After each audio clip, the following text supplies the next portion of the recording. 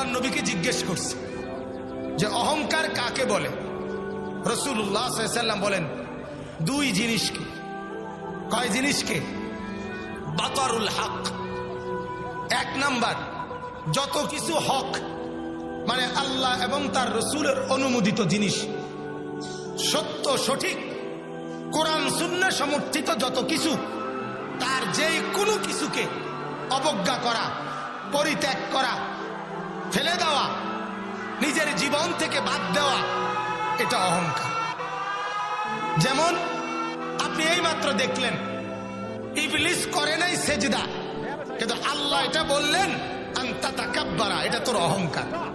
তাহলে সেজদা করা এটা শরীয়তের বিধান কিনা?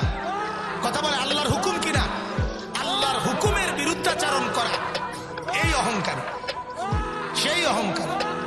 এজন্য তোমরা যারা সেজদা করো না তোমরা অহংকারী। আপনারা যারা হালাল খান না আপনারা অহংকারী। আপনারা আল্লাহকে কিছুই মনে করেন না।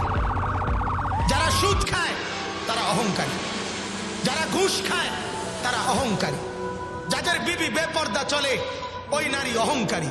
সে বুঝাইতে চায় আল্লাহকে আমি গণার ধরি না, আল্লাহ আমার কি দিব, আল্লাহ আমারে কি করবে। ওই যুবক বুঝতে চায় আমারে আল্লাহ কি করবে।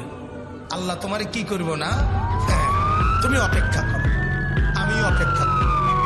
ফান্তাযিরু, আল্লাহ বলছে তোমরা অপেক্ষা করো। ইন্নী মাআকুম মিনাল মুনতাযিরিন, আমিও অপেক্ষা করছি বান্দা।